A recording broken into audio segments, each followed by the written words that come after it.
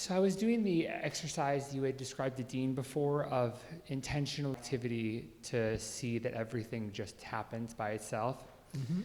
And it's very obvious when I do that bodily sensations and my perceptions of the world continue happening by themselves. But when I stop all activity, it tends to correspond with a seeming stopping of thought. Okay. And so then when thinking returns... Perfect. Keep the thought. If that's the case, that thought is not happening by itself, that you can control it, just stay without thinking. Okay, yeah. Good luck. I know, for sure. I know, yeah. So...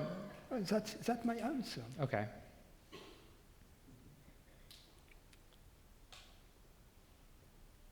Your answer is to stay without thinking, which is not possible, because thought comes back. What I'm saying is that the control we have over our thoughts is an illusion. If it was true, we could be able to stop thinking at will. Mm-hmm. Or we could be able to have only very loving thoughts, very nice thoughts, or very intelligent thoughts. We could go to the Costco of thoughts and go to the Department of Intelligent and Loving Thoughts on the right side, and beautiful thoughts and creative thoughts, and on the left side with the hateful thoughts, the stupid thoughts. We could avoid that. Yeah, which I know you can't. I feel like I've really understood all of the reasoning behind it, for sure. Okay, that's always the argument. I understand intellectually what you're saying, but... That's not what I mean, though. Okay. No, I'm just... and I agree with, it's not an intellectual, it makes sense. It makes sense experientially that I... But? Yeah, the but is that when I stop and the thoughts stop, which it does seem in moments that I can stop my thoughts. Can I keep them stopped? No. Forever? No. But if I make an effort, it does seem to me... But this effort that you make, what does it come from? A thought. Do you really choose it? Or does it come to you? It's a new thought. The thought is, let's stop my thoughts. Mm-hmm. Do you choose this thought? True. It seems like I do. I'm not being facetious. I'm just trying to be honest here. Okay. Investigate whether you choose your thoughts. That's all I can say. You still believe that as a separate person, that there is a thought chooser there. You think there is a thought chooser.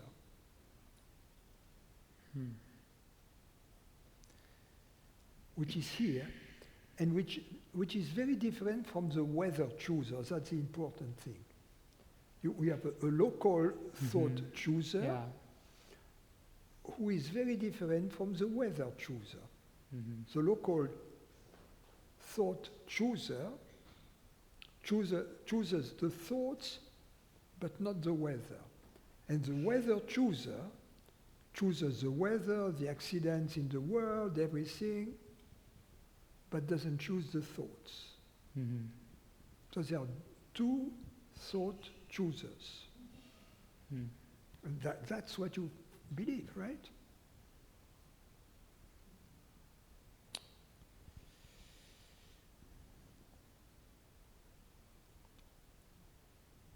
I don't know, yeah, I feel... I hate when you say I feel. Okay. Describe I feel... Okay. I can stick with it. I can stick with you. No, because it remembers... Okay, I'm not going to... Okay, go ahead. I guess I can just leave it for now. And I can keep looking. I mean, I feel... I don't want to say I feel. I'm just... Like, okay, when I stop my thoughts, or when I stop all activity, and when the activity of thinking comes back, there is and I can say there's a feeling that the activity of thinking is directly related to something that, maybe it's an I feeling that is connected to the activity of thinking, that then sort of gives me the feeling No, but that I'm choosing my you thoughts. say, when I do this, Mm-hmm. when I do this, it is this I that you talk about, Mm-hmm. that I talk about also. Yeah. And this I, for instance, who decides to conduct this experiment, when this I who tries to stop the thoughts, Mm-hmm. you think that this I is not the I who chooses the weather.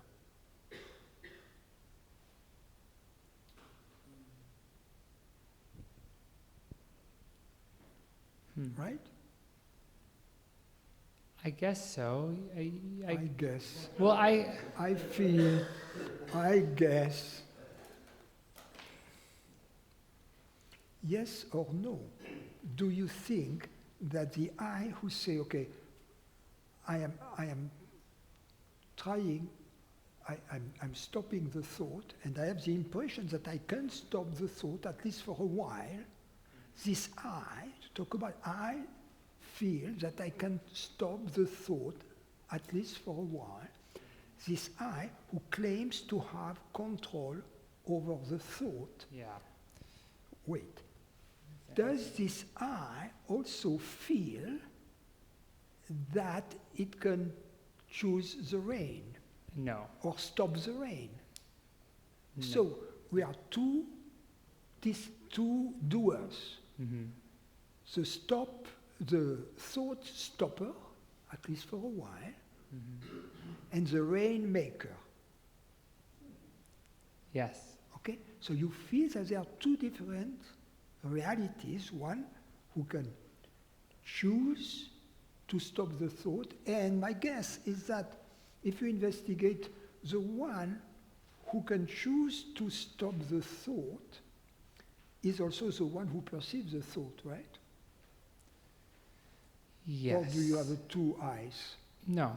It is the same One. eye who perceives the thought and who believes it can stop the thought, at least Yeah. for a while. That would be all. But it cannot stop the rain. Yeah. Yeah. So there are two eyes, or two choosers.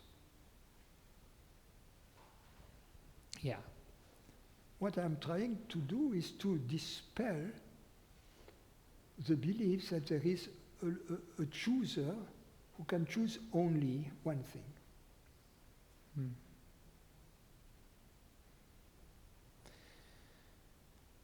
What came to me when you were just talking about, I guess just the I, was that is actually, that's a thought. Like which also just appears to me right now. And yeah, is that significant to? The separate I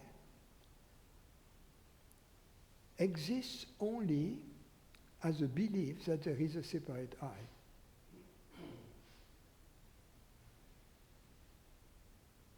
There is an I, which is hearing my words, Mm-hmm. who stops the thought momentarily and who resumes the thought. Because the one who stops the thought is also the one who thinks the thought.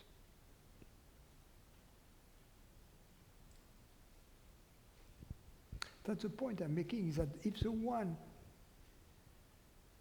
who stops the thought is really the one who creates the thought, it should be able to control the thought. You say that one more time? Just fast. If the one who stops the thought was the same one as the one who creates the thought, It should be able to stop the thought as long as it wants.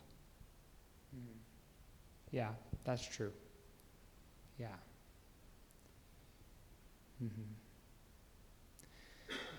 And like the usual thing that you say, like, right, if I could choose my thoughts, then there would be a lot more choice in my thoughts. Like I would be able to choose the kind of thoughts I have, or Exactly. yeah. And for how long I stop it. But the reason why I'm asking is that I could stop all the nasty thoughts. It would be, I could be the king of the psychiatrists. Yeah. Okay, I'll just keep looking at it. Why not simply understand that the thoughts are part of the universal flow, that our thoughts, they come to us like the weather, that which creates the thoughts creates the weather. Why not accept that there is only one reality, because after all, even if we think, okay, it is this body, because usually this I relates to this body, but this body is not a reality on its own, it's part of this universe.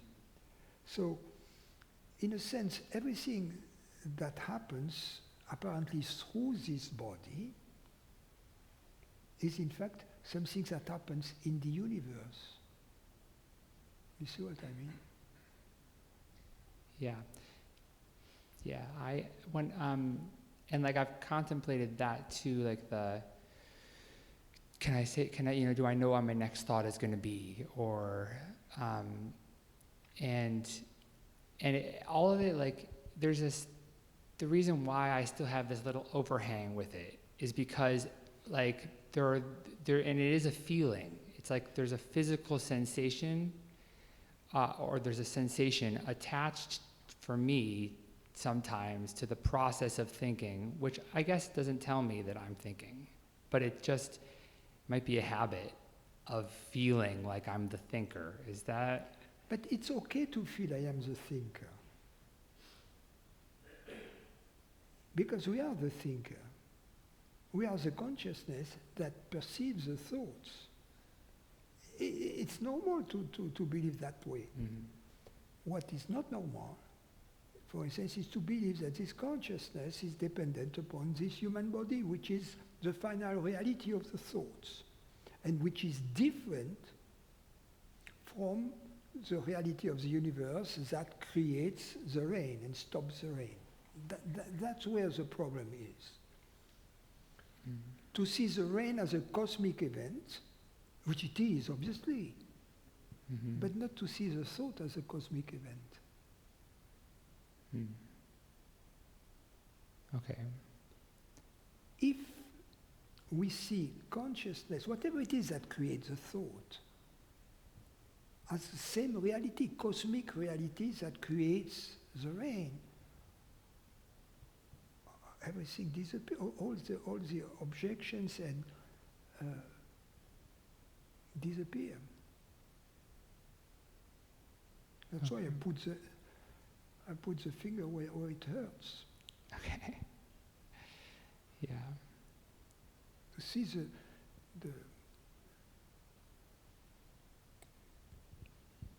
the problem we encounter if we claim that there is a local thinker, a local decider, a local agent, a local doer. It is, we have a hard time accepting that this human body-mind is just a puppet in the universe, that it doesn't have an autonomy. Is it also possible that as your sense of location, the sense of, or the understanding of the non-location, that the sense of agency that we feel we have as a separate person over our mind and our body. We never have agency as a separate person. Well, that's what I'm asking. Like, does that sense of or Of maybe freedom, yes? if the sense of freedom, then it transfers what seemed to be from the body mind to everything. Like that you go back to feeling like, as you say, I choose my thoughts and I choose the weather. So it just is the sense of separation or being located. Just as I am not aware that I choose my thought, I'm not aware that I choose the weather, because I believe that I am aware that I choose my thoughts. That's a problem. Mm. I'm aware of the thoughts. Mm-hmm. I'm not aware of my choosing them. Mm. Definitely, yeah. I'm aware of the thoughts, but I'm not aware of my choosing them. Okay, I'm gonna... Because I believe to be this separate body, I believe that this consciousness is dependent upon this separate body. So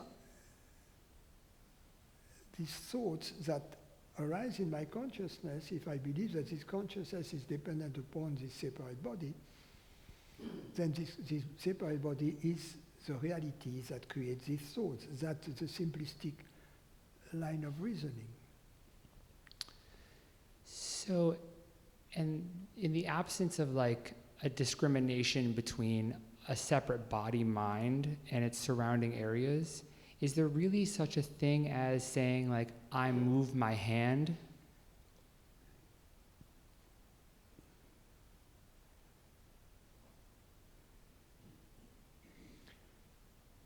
It is the same reality that moves my thoughts, that moves my hand, and that moves the cloud across the sky.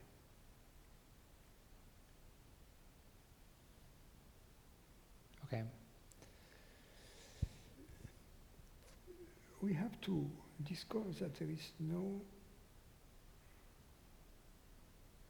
real separate entity in the cosmos.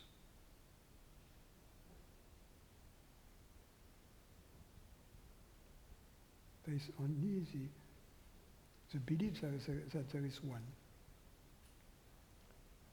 And that this one is going to be what we are. And we know that we are consciousness. That's our true identity. We know that. That we are consciousness rather than the body or the mind. We are the reality that perceives the thoughts, that perceives the feelings, that perceives the world, that makes decisions, that understands, that loves,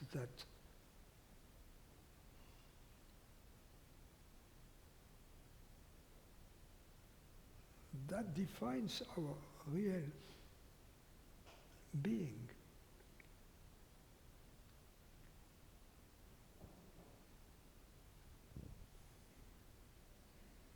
Can I ask one more small question? Please. And I mean, it's not along the same lines as this question, but It's okay. so I was thinking about the conversations about self-inquiry, and based off of phenomenal experience, you can only really say negative things about them. Basically, they're negating all of these human assumptions. I'm being a limited, separate, independent entity, and then saying that based off my phenomenal experience, I can't know anything about what I am, and about limitation and stuff. And then our conversation before about how anything we know about consciousness can only come from the experience of consciousness and not the phenomenon. One version of this question is, what can I know in a positive sense about myself from the experience of myself? So that's, I guess, but it's more specifically like just to take for example, when I ask myself, am I limited? Limited. And I go to the experience of consciousness. And I think I said to you, the only answer I get about anything. I don't really get any sort of answer from that experience other than I am now. I am. Well, but you don't get the conclusion I'm limited. Totally. So I get the erasure of that assumption, because there's nothing that says anything about limited or unlimited in the experience of consciousness. What you don't get, I see what you mean. You would like to have a positive, what you call a positive answer. Well, kind of. I don't need to have this unlimited, extraordinary consciousness experience. I just am kind of trying to see, like, is it just about undoing all of our belief systems based off of... That would be sufficient. Okay. Because when you eliminate everything which is false, that which is true remains. Yeah. I think that Sherlock Holmes said something like that once.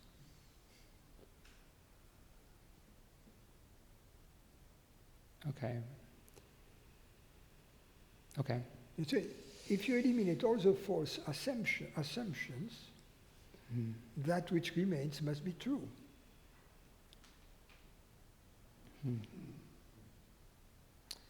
And is it true to say, because I think when I go back to consciousness, all I know from that experience, the only thing really nothing could be said about that experience, because it doesn't say anything, except for the fact that it is. When you say, all I know, you have to be very clear of the kind of knowledge you mean when you say, all I know.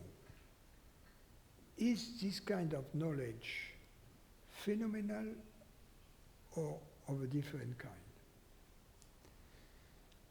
Well, consciousness, the better word for it would be experience.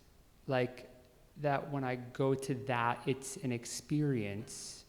And then if that were to say anything, the only thing that would be accurate would be to say that, it is I am. Because there's nothing, I am and I am now. That's why, Okay. Let's take another, let me try to tell you that you can know a little more from that. For instance,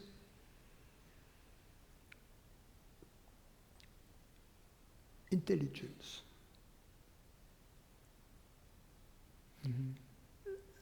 The source of intelligence means the source of understanding.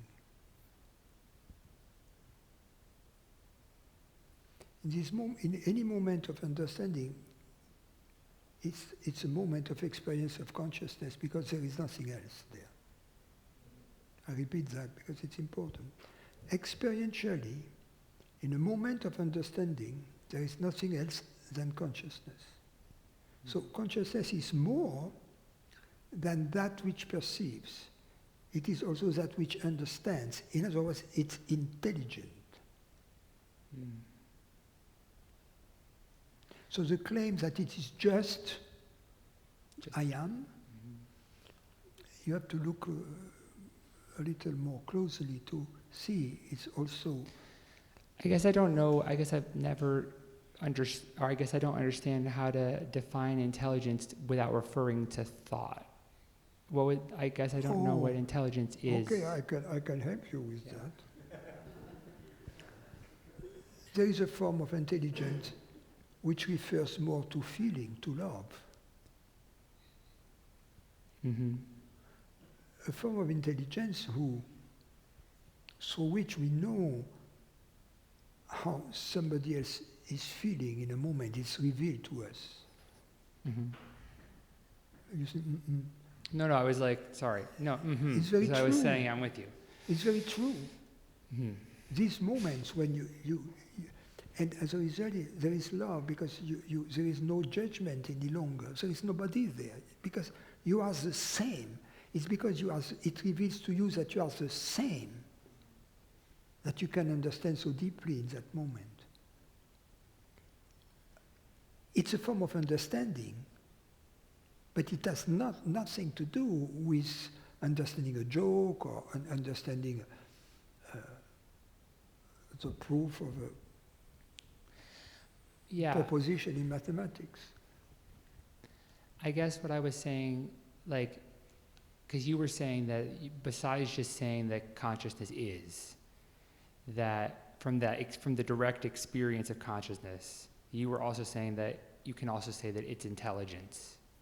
Yeah. It understands. It understands. And the fact that it Yeah. understands, then what you said, yes, Francis, is very nice, but for me, I associate understanding with thought. And then I said, no, I'm going to show it to you that it's just understanding comes in various forms and shapes, love, but also beauty. When we listen to music, for instance, beautiful music, a beautiful melody, for instance, we listen to it for the first time, a beautiful Mozart melody, the Andante of the flute and harp concerto. Mm-hmm. When we listen to this for the first time, you hear the angels, so to speak. It's kind of, you have always known it.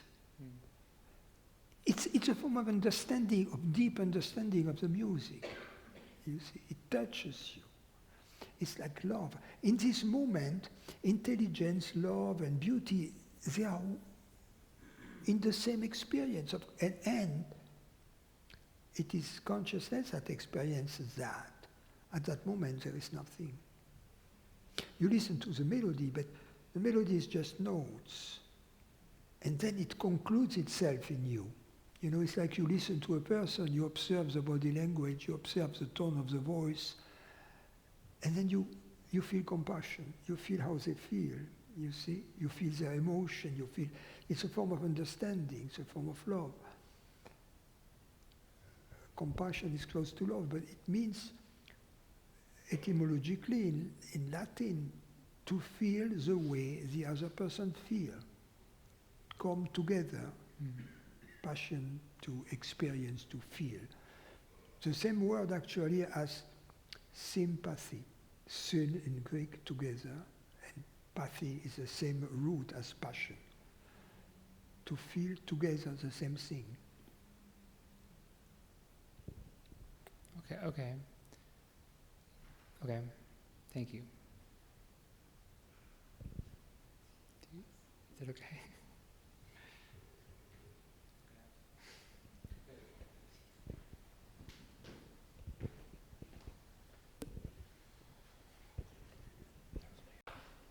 Francis. In my experience, at this point, it's evident that thoughts, decisions, everything is just arising and happening. And I'm not this separate entity that's doing all of this. However, I'm a little bit confused by the intention to live the life in an impersonal way. Who is this intention directed to? Are we telling the consciousness to live the life in an impersonal way? Okay.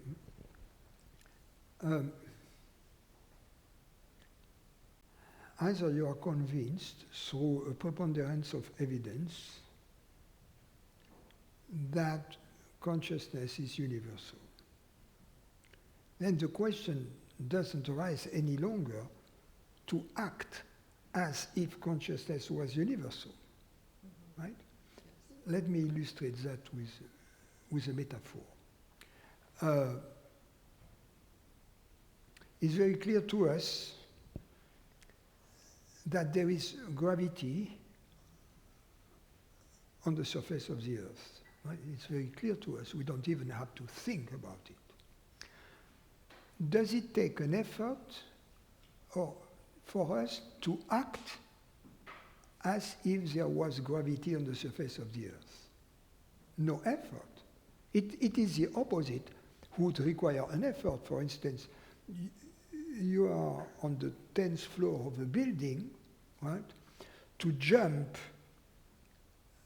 through the window would require an effort because it would go against our knowledge that there is gravity out there, right?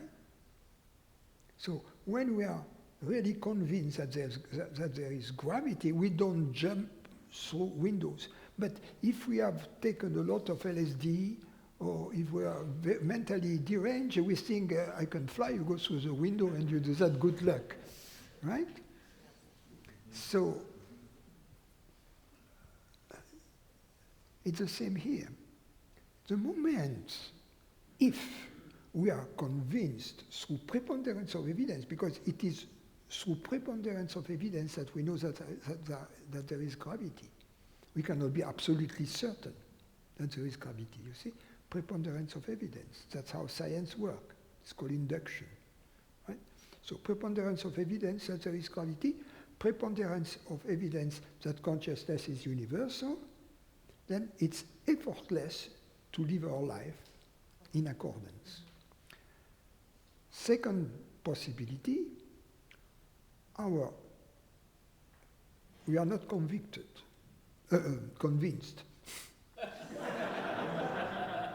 we are not convinced that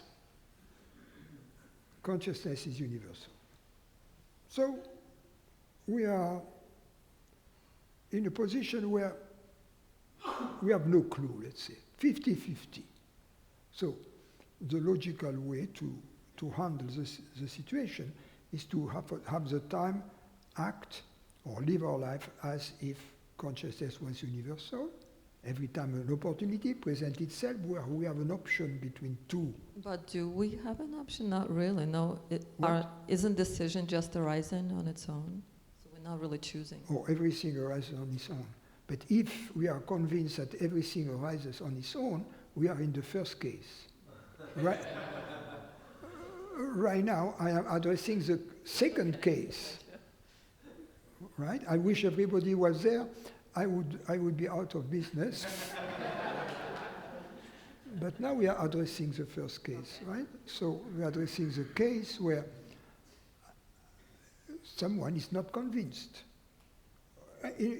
Someone is completely neutral. Say, okay, Francis, you have convinced me that I have no evidence one way or the other. So then I tell them, okay, what is then the rational way to handle it? The rational way to handle it is no longer to always act as if consciousness was not universal, was personal. The rational way is half of the time to live our life as if it was personal, limited. Half of the time, act differently. And then experientially, we will discover that when we choose the impersonal way, there is an increase in harmony both in the world through serendipity, whatever, and within us through happiness, peace, love, whatever. Next time, that will change the odds. Instead of being 50-50, will be more 60% in favor of the impersonal possibility, you see, of the universal possibility. That will give us more incentive to choose the impersonal path, which will in turn increase our conviction, etc. Up at a certain point, we have a preponderance of evidence to act in this way, and then we find ourselves in the first case. There was, solely based on this experimentation and on phenomenal evidence, we cannot reach a 100% certainty, but who cares? If we reach a 99.99% certainty, that's really sufficient for all practical purposes. It's like if you are 99.99% happy, 99.99% of the time happy, and 0.01% of the time miserable, okay, you can go through it, because compared to what you have suffered in the past, it's nothing.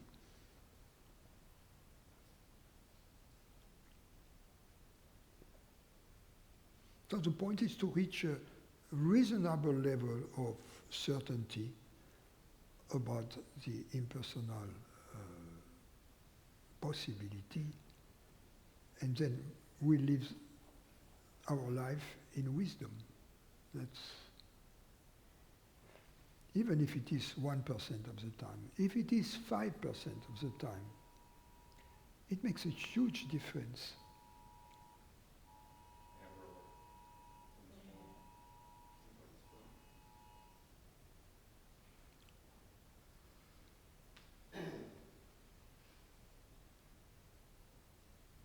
That's it? Yep, thank you.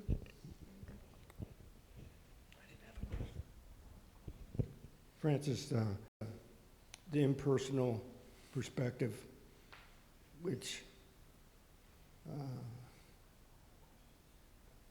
I mean, it sounds like great advice, even if you assume you're a separate entity, and heard at that level. What? If it's heard on the level of, I believe I'm a separate entity, then it becomes like the 11th commandment or a strategy, something I need to do. But it seems like the real impersonal perspective is less volition and more just noticing. You speak too loud and too close, I cannot hear you. More of a, better? It's better like that. Better. More of a natural unfolding and a noticing rather than, I need to be impersonal. I need rather than action. Rather than I need to act more impersonal. Because most actions just happen. They're not pre-planned.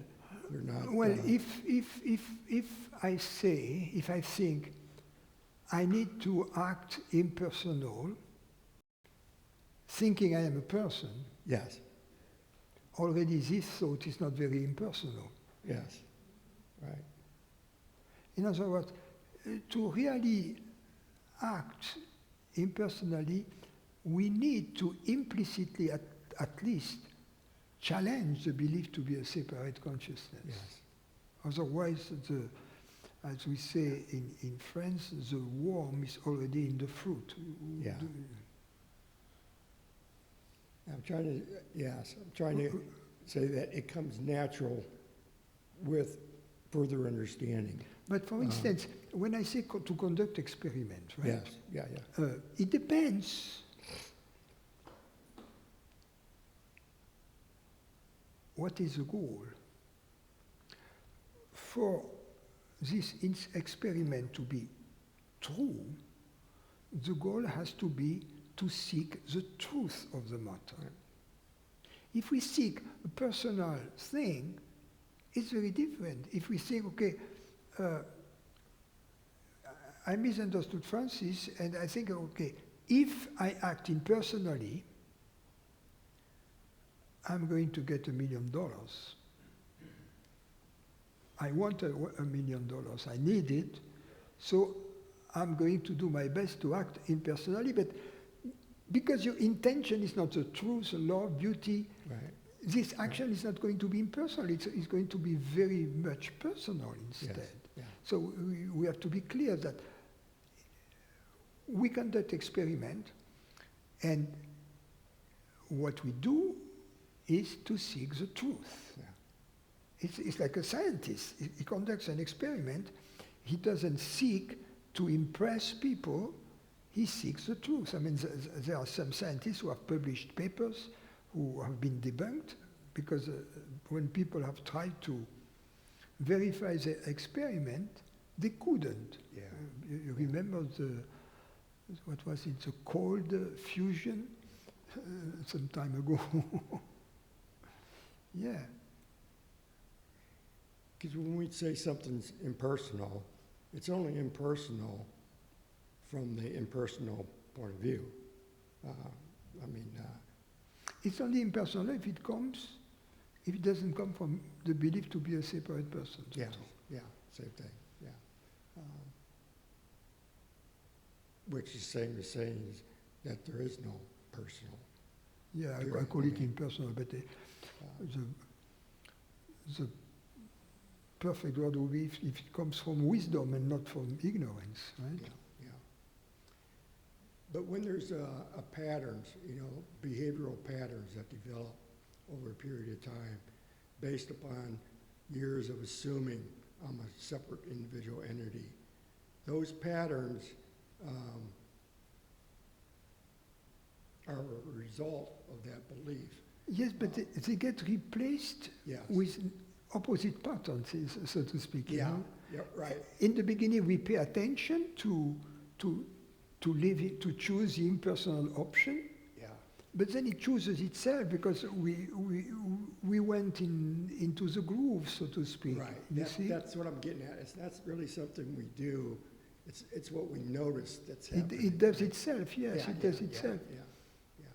It's not a volition. It's not an act of what we do. It's a noticing to change how those behavioral patterns. There was this was a French kind of Zen sage. His name was Hubert Benoit. I think he was a doctor, also an MD. And he was in the Zen tradition. And he was using the word in French, le contre-travail intérieur, which means, I could say, the inner counter-action. And the idea is this: if we have these patterns inherited from ignorance that push in this way, we create patterns that counteract and kind of cancel. But as a result, this force gradually, the energy dissipates. The counteraction doesn't need to be that strong at some point. Yeah. It is not needed any longer when there is no opposition. Yes, yes. So these are counter patterns, if you will, that we create. For instance, because the habit was to act, to think, to feel from the vantage point of a separate entity. So we create an opposing pattern that creates itself. It has to burn But itself at some out, point, yeah. there are not too many thoughts and patterns of egoist, personal actions that arise, and as a result, we are. There is no impression of effort, if Yes, you will, yes. Yeah, that's right. or that we have anything to do. Right, yeah, yeah. It's just, And then that corresponds to what to the first case I was alluding to earlier on. The first case, we are already convinced. When we are convinced yes, that there is gravity, that's no issue. we don't jump Right. from the 10th floor through the window. Because from the perspective of consciousness, there is no personal. From the perspective of consciousness, everything's personal. Yeah. Right, yeah, okay. Right. Thank you, Francis. Thanks. Just to go back to the topic of identification with a localized thinker, to me they seem to have a Helen voice. They come in a Helen accent. They think what? They seem to have a Helen voice. They're like in Helen's voice. The thoughts that appear to my mind, I think that they sound like my voice. Some thoughts in my mind when I think them. You have a Helen voice? I wonder if when thoughts appear to you, when the thoughts... Translate, John. Yeah, I think it in my accent. Yes, in part, and the room and my...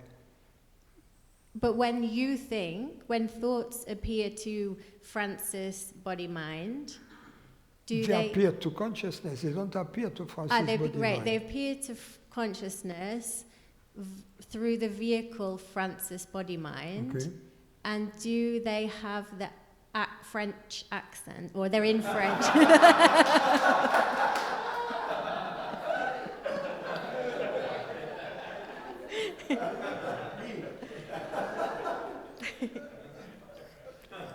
They appear with a perfect accent.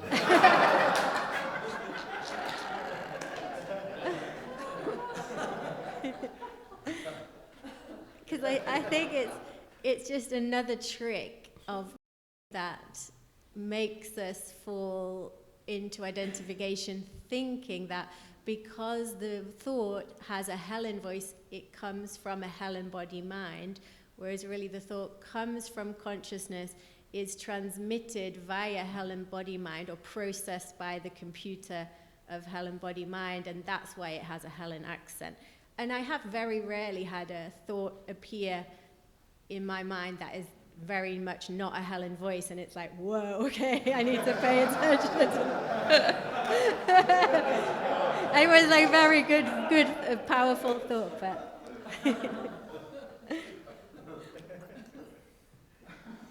It's interesting to see how thoughts appear, because we have to make a distinction really between the thought itself and how we formulate it through the language.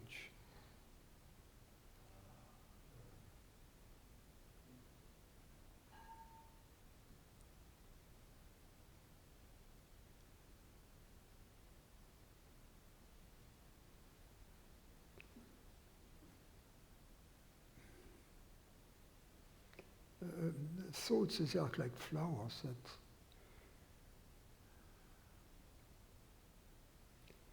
open up.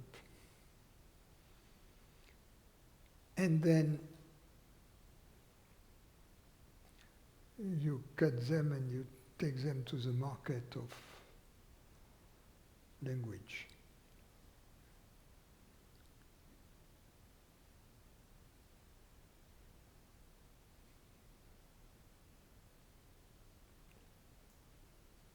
They come out of the blue, they come out of thin air, they come, we have these expressions.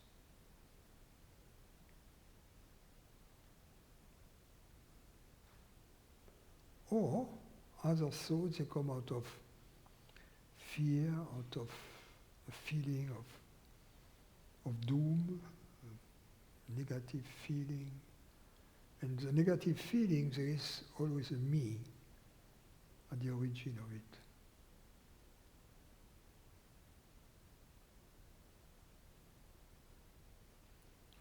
So it would be interesting to have two words. One for whatever comes out of, for inspired thoughts, if you will. Some people call them ideas. And another one for that which comes from fear and desire and sense of separation.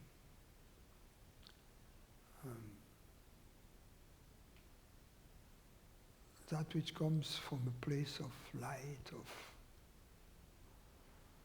intelligence and freedom, and that which comes from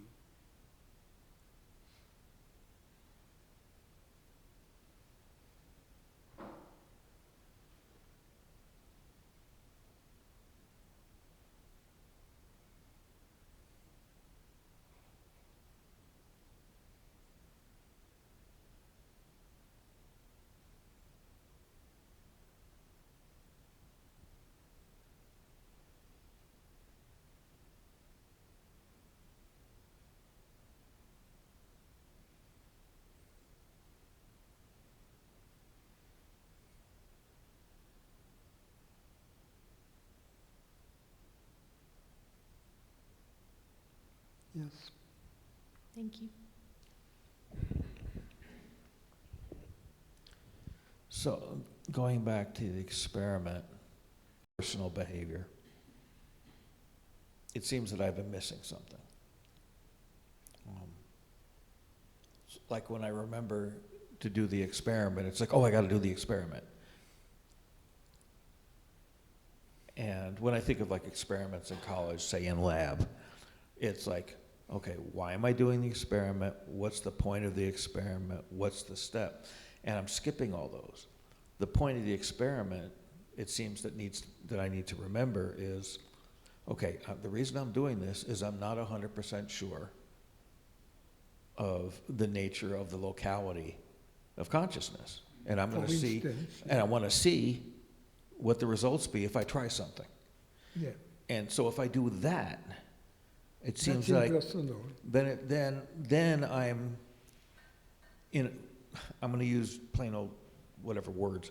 I'm in a better frame of mind to actually conduct the experiment. In other words, I'm going with not like getting rid of pain or doing this or doing that or getting a better ride home. It's, okay, I'm just trying to determine the nature of locality of this. Let's try something. And that seems to make more sense than... Yes, it's important to seek the truth and not personal favorable outcome. That's the dividing line.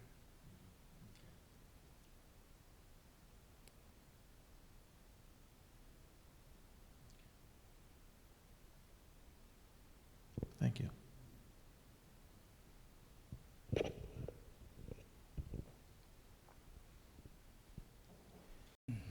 This is a question about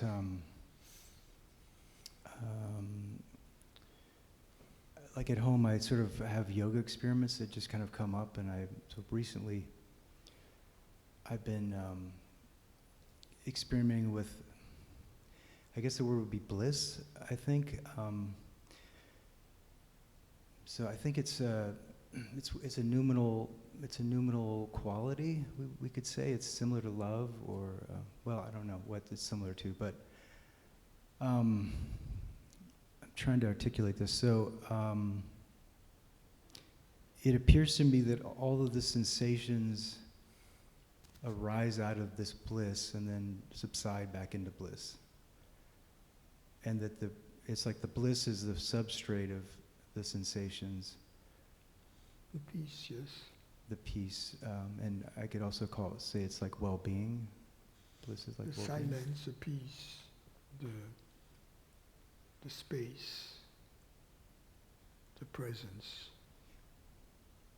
Which has a positive quality to it, right? Well, yeah, I guess that's obvious. Or maybe we just can't even use that word positive, but yeah. But the reason I asked is it's in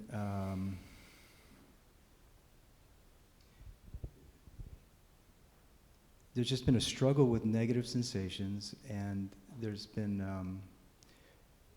disharmony from it, and the understanding in the mind is like, it seems to be really on a different track than what's going on in the body. So that's where the impulse to do the yoga is just sort of wanting to bring the two into harmony. The bliss, in a way, feels like the truth manifest in the body or something. Like it begins like there's a phenomenal experience of bliss in the body, I guess you could say. But then it seems to just flow into the noumenal. There's not like a border between the noumenal and the phenomenal. Ultimately, the true nature of the phenomenal is the noumenal. So yes, there is no border, because Yeah. that which perceives and that which is perceived are one in the act of perceiving, right? So Yeah. you cannot separate the noumenal from the phenomenal. Right. Yeah. Shakti Yeah. is Shiva, Right. and they are one. Yeah, and I even have experience sometimes where all I can feel in the body is bliss, and then there's almost like some blank spots or places where it's thinner, and those are like, would be called discomfort or unpleasant. But it's really just all bliss.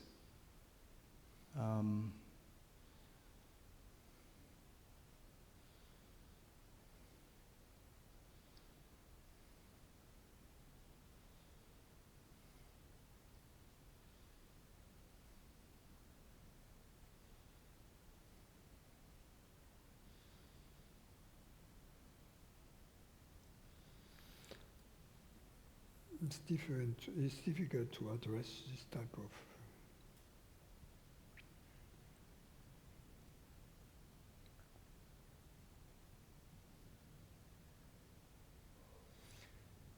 Ultimately, the body doesn't matter.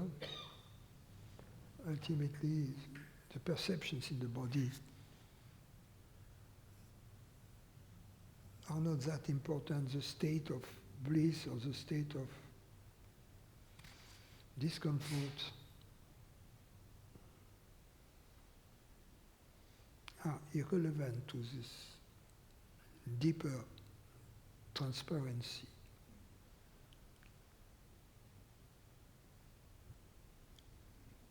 Yeah, but there is a purpose for the yoga, right? They are just like waves at the surface of the ocean, but you know you are. Right, yeah. You are the depth on the ocean is completely quiet. Yeah, and in a, yeah.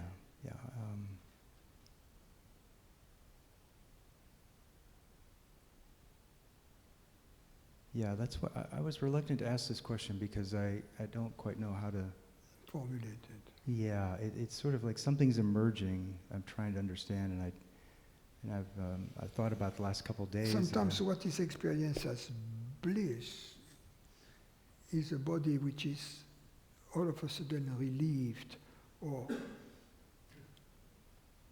but these states cannot maintain themselves because it is the result of a body which has been struck by grace and by a glimpse. The way it responds is like, it's like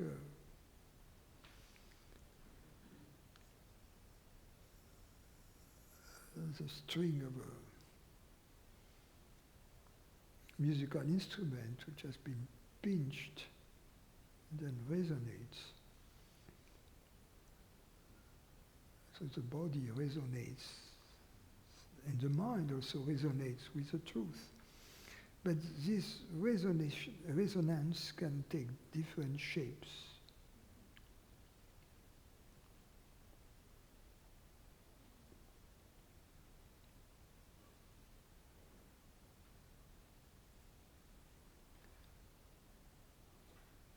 But the musician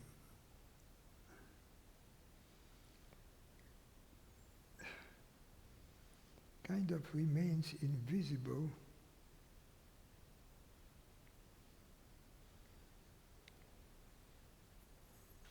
But it could be said also that it is when the musician sees or perceives itself, that's what pinches the string.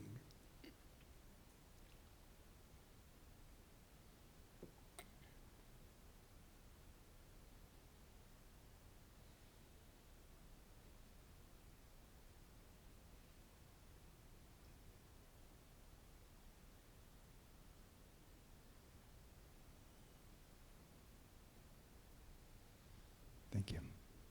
More or less.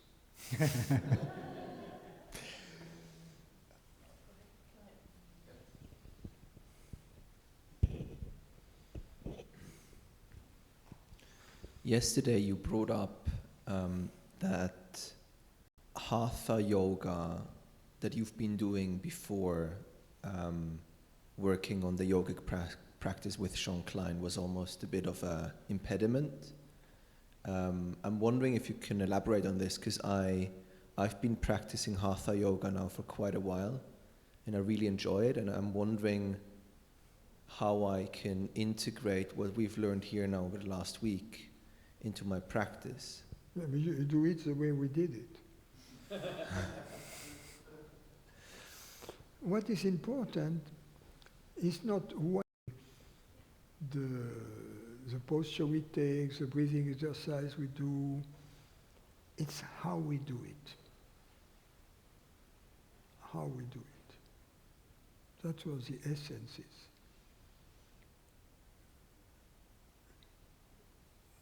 The yoga is in the how, not in the what.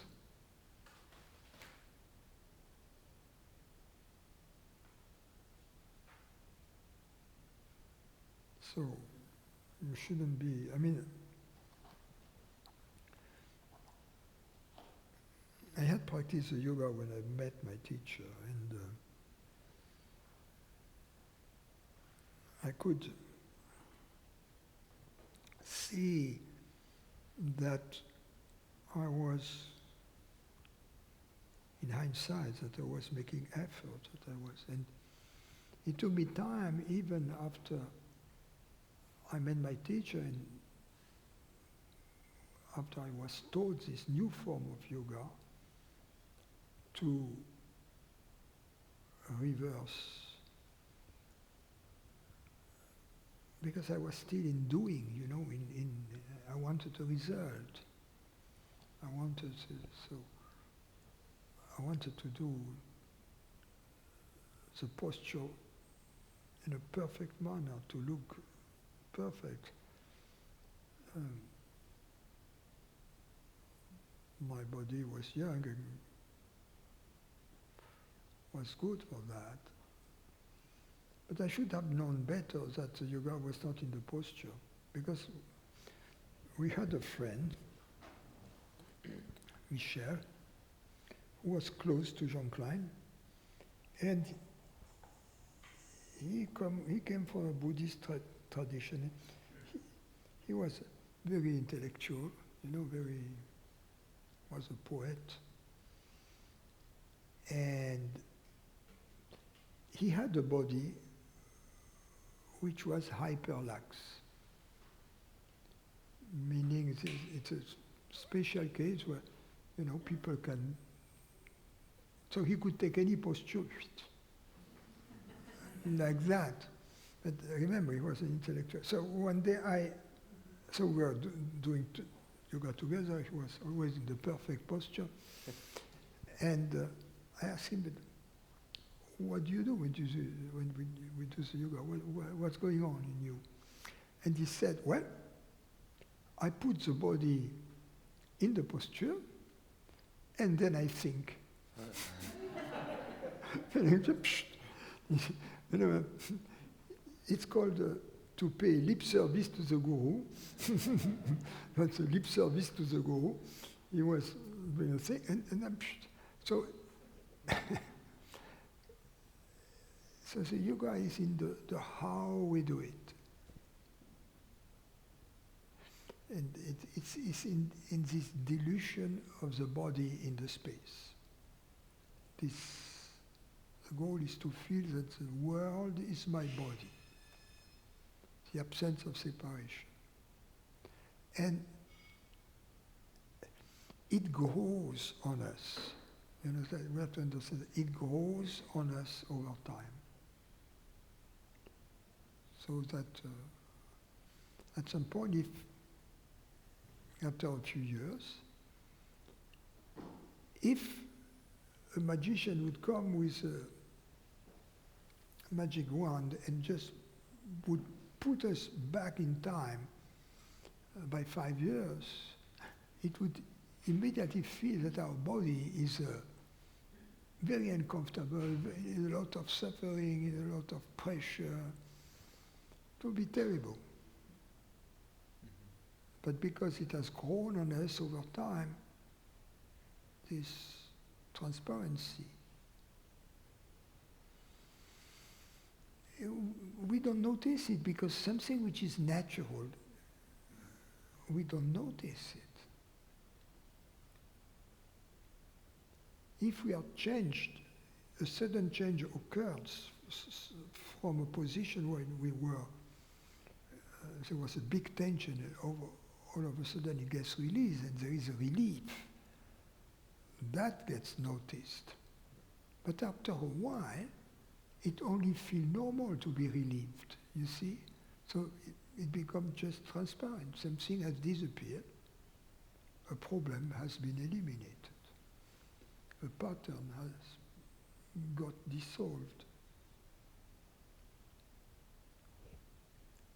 I'm asking because there are some quite challenging poses, and I enjoy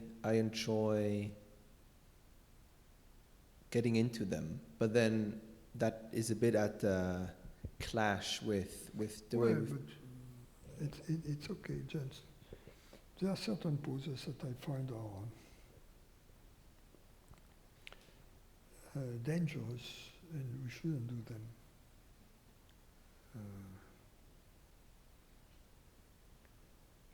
For instance, the posture on the head,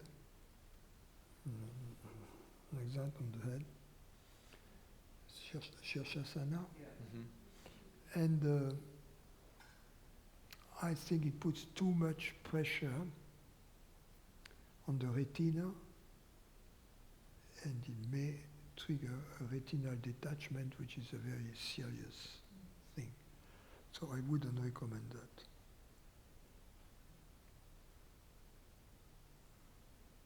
Because it's a well-known thing that people who use inversion tables, for instance, are prone to retinal detachment.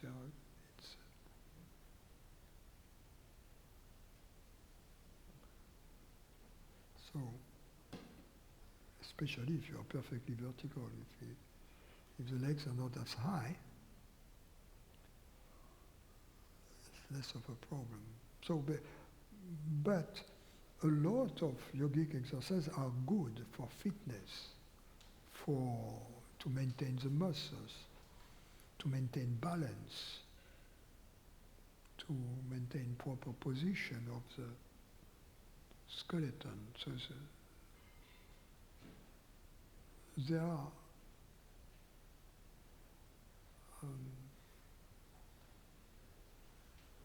positive benefits. There are benefits that we get from yoga, more advantages than disadvantages.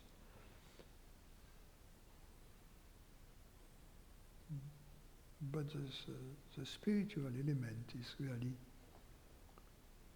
that which we emphasize here. Thank you. So once you get into the flow of this yoga, here I give a lot of postures and exercises, so I don't devote too much time on each. But then if we do a yoga session, you shouldn't do too many postures, perhaps 4 well chosen. One day you do the one sitting, another one you do the one laying on the back, another day you do the one laying on the belly, another day you do the one standing. And so you can hold the postures for longer. And then you will notice that if you don't take the posture properly the way we suggest here, so transparent movement, never forcing, never pushing, you won't be able to hold it for too long. You see? So that's the benchmark. Can I hold it for 10 minutes? You see? That's good. Now, there are postures you cannot hold for 10 minutes unless you have prepared them, because it requires some muscular resistance. But try to practice less exercises and for a longer period of time. And the posture is always taken with a transparent body. Always. Also, it's good during the posture to practice the breathing, and you can alternate either the long inhale, pause, long exhale, pause, feeling that it is the world around you that breathes you. That it doesn't come from here, but that it is the universe that breathes through this body. And the other thing, you do Kapalabhati. We did today. So you alternate these two. during the postures. Yeah, during the asana. With the exception of Sarvangasana, which is the shoulder stand or the neck stand, which in my view you shouldn't do for too long and not extend the leg too high in order not to put too much pressure on your retina, to keep the legs bent, with your knees left and right of your ears is perhaps a better solution, because it already puts some pressure, but not as much. It's a law of physics that it doesn't matter how thin the higher point is. For instance, the blood in your little toe, if the little toe is higher than the rest, it is this altitude that counts from the vantage point of physics. It's not how big it is on top. The pressure is related only to the height. So that's why to be careful with your eyes, not to go too high. And not to take it too long. But yes, during this one, Sarvangasana, it's very difficult to breathe. You see by yourself.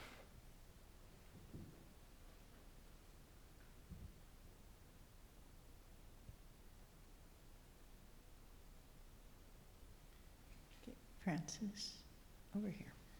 Yep. Yeah. I had forgotten the angel.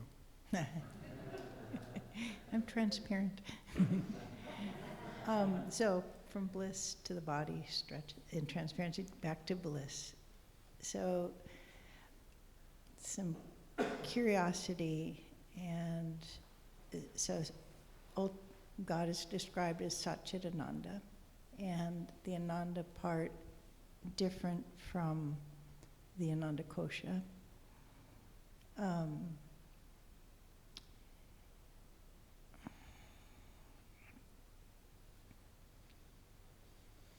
For a long time, I've been looking for that interface between the noumenal and the phenomenal, and I'm wondering if that Ananda aspect of Satchidananda is our experience of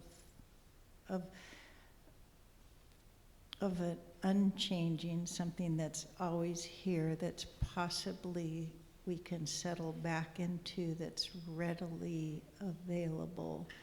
This, not a body-oriented bliss, but a bliss just of Shakti creating, I don't know, I'm putting words to it, but I'm curious about it and would love to hear you elaborate on that. Yeah, but I don't see the question. Sat means truth, but also it means being, reality. Yeah. Chet means Chaitanya, consciousness. Ananda means peaceful bliss, or blissful peace.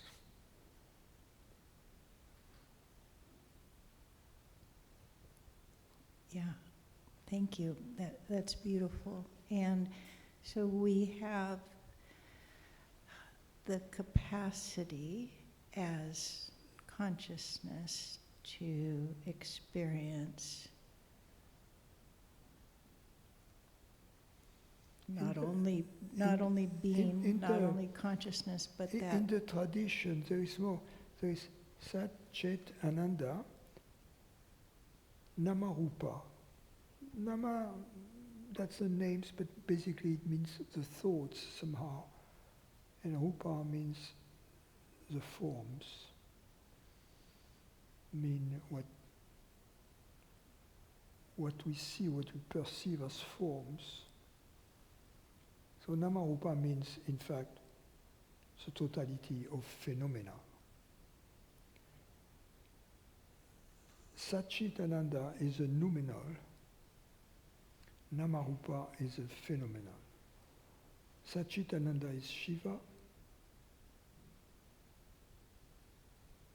Nama Rupa is Shakti. That's why Shankaracharya, in a famous poem, says, Shivam Shivam Satchitanandam, meaning I'm Shiva, I am Satchitananda. That's why he refers in Shiva in distinction with Shakti. So Shakti is Namarupa.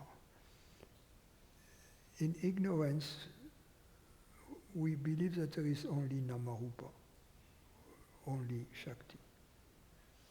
And as a result, we don't experience Ananda. Ananda remains hidden. Then we realize the presence of consciousness. But when we have consciousness, we at the same time have being or reality or truth, and we have also Ananda, the bliss, Satchitananda. And then when the world reappears, Namarupa, we have the full enchilada, Satchitananda, Namarupa. Then we have, having recognized the reality of our experience, Satchitananda, then we remain aware of experiencing the peace, the blissful peace, or the peaceful bliss, in the presence of Namarupa, in the presence of the objects. So that's a full trajectory from Namarupa to the glimpse, Satchitananda, and then to being at peace in the presence of the objects, Satchitananda Namarupa.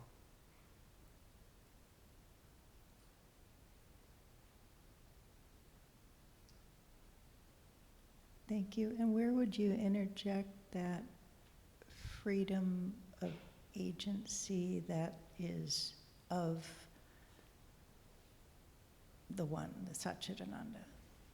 What's it? The freedom of agency, the that's freedom of agency, yes. That's There is only one liberated one.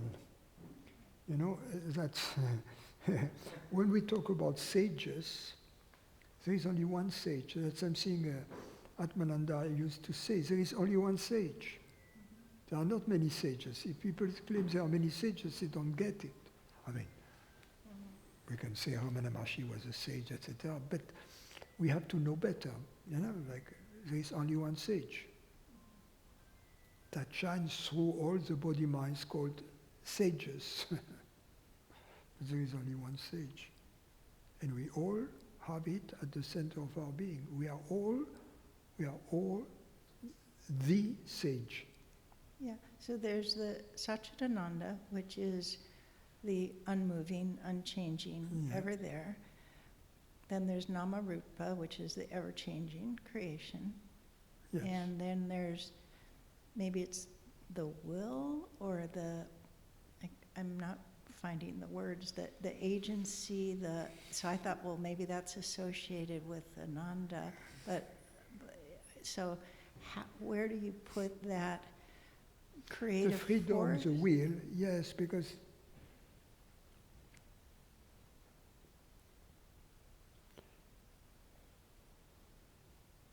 I don't remember the Sanskrit word for that. the will. Etcha. Yeah, etcha. Not acha.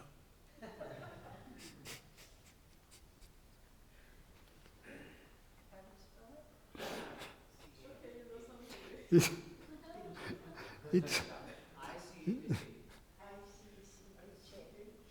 etcha. Etcha. So that's, It's the will that emanates of the freedom of being. It's that which, out of which, that's a primary intention. It's the universal intention. so it's in the unmoving category? That's the first impulse. Okay, just prior to Namarupa. Yeah. Can you say more about that? And the first impulse, things are not defined, yes. For instance, there is no subdivision between Nama and Upa. We don't know what's going to happen. It's like we don't know whether the boy is going to be a boy or a girl. It's not out of the womb yet. So Etcha it's the contractions.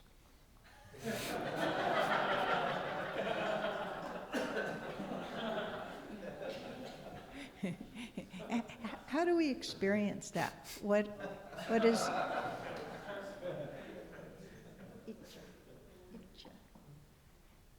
like a lot of these things are hiding in plain sight, so I'm just kind of trying to see that. So how do we experience that? I see her like a little girl playing with her toys, her little doll, so we are going to put it here. We are going to have the little bed we are organized, and then we are going to have the makeup. And very sweet. Okay, thank you.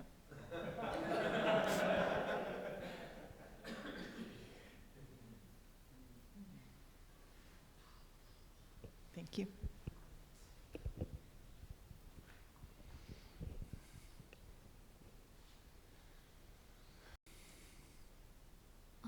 I need some clarity because I'm a little confused.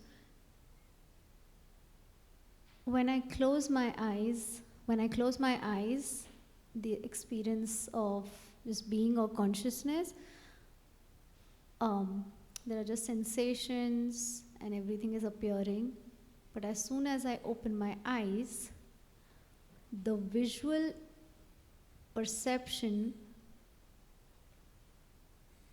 creates, or it feels like there's a creation of an apparent shift.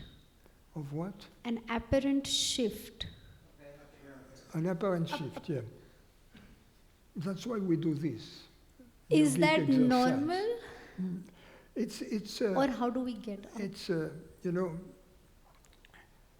there is this story, I think it's in the Yoga Vashishta. Today I'm into India.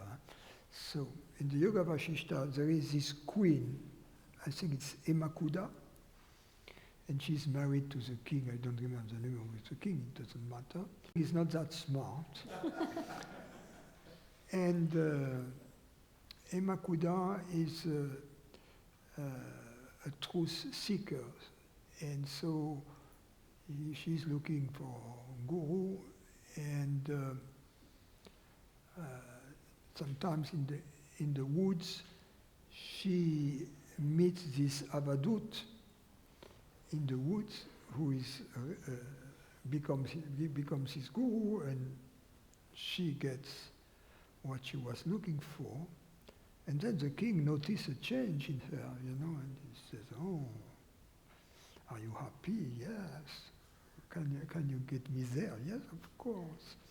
So he becomes the student of the queen. And at some point, one day, he's sitting there, and he has this samadhi, and he's with his eyes closed. And the queen is there. Then he opens the eyes, and then he closes them immediately because he wants to go back to the bliss he was experiencing with the eyes closed.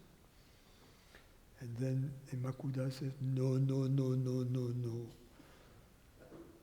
Your bliss is very fragile. If just a distance of a few millimeters between your upper and your lower eyelids make it disappear. You see? And then the king sees the limitation of his system and studying further under the direction of the queen, he finally masters the open eye samadhi. And then eventually in the kingdom everybody then gets enlightened. And they say even the prostitutes and even the henchman. So there is no need for the henchman. I guess he's out of a job. But I'm just quoting the scripture, and it's just.